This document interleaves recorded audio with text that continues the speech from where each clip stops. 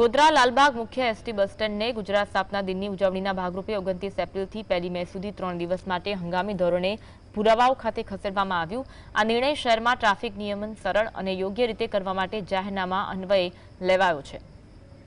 ગુજરાત રાજ્ય માર્ગ વાહન વ્યવહાર નિગમ ગોધરા વિભાગ દ્વારા હંગામી બસ સ્ટેન્ડ ચાલુ કરાયું, જેના કારણે મુસાફરોને હાલાકીનો સામનો કરવો પડી રહ્યો છે।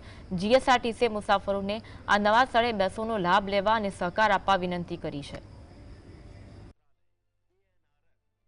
એસટી નિગમની જે બસોનું સંચાલન છે તેમાં હંગામી ફેરફાર કરી લાલબાગ ખાતેથી સંચાલન થતી બસોનું સંચાલન હંગામી ધોરણે એટલે કે તારીખ 29, 30 અને 1લી તારીખ એમ 3 દિવસ દરમિયાન એસટી વર્કશોપના સામે જે બસ સ્ટેન્ડ બન્યું છે ત્યાંથી સંચાલન કરવામાં આવનાર છે, જેથી કરીને મુસાફરોને એક જ જગ્યાએથી બસોની સુવિધા ઉપલબ્ધ થઈ શકે।